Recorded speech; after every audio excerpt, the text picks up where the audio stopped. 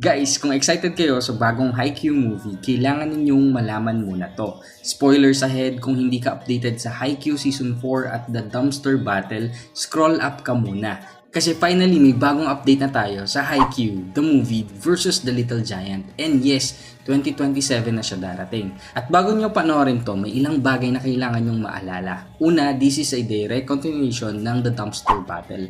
After manalo at ma-eliminate ang Nekoma, tuloy ang journey ng Karasuno sa Spring High, and this time ang kalaban nila ay Komameday High. Pero hindi lang basta another volleyball team ang Komameday. Dito natin makikita ang isang character na sobrang importante sa story ni Hinata.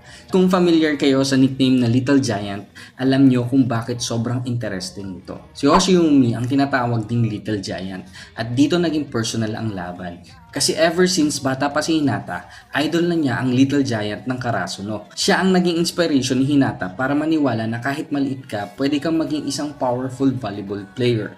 Pero ngayon, may isa na namang maliit na player na kayang tumalon, umatake at sumabay sa mga pinakamalalaki. And that's Hoshiumi. So basically, the movie isn't just Karasuno versus Komameday. It's also Hinata versus Hoshiumi. Two short player, two incredible spiker, two people who carry the title of Little Giant, and that's exactly why this matchup is so important. Pero may isa pang kailangan niyong tandaan. Hindi na yung dating Hinata ang makikita natin. From Season 1 hanggang Season 4, nakita natin siya kung paano siya mag-grow.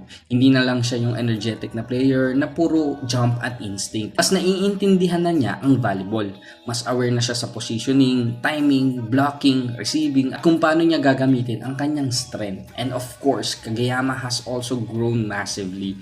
Their partnership has evolved from two players na halos hindi magkasundo to one of the most dangerous combination in high school volleyball. Expect this movie to show just how far they come. And here's another impact. The Little Giant isn't really about hype.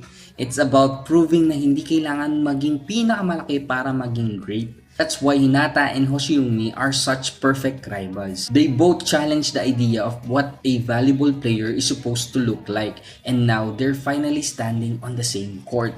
The latest visual literally shows Hinata and Hoshiumi facing each other at the Tokyo Metropolitan Gymnasium. Same court, same eye level, same dream, and one title to fight for. So kung papanoorin mo to sa 2027, make sure updated kayo sa Haikyuu. At minimum kailangan yung malaman ang events hanggang the dumpster battle because this movie picks up from there. And honestly, after waiting this long, I don't think we're ready for Hinata versus Hoshiumi. Haikyuu fans, excited na ba kayong lahat?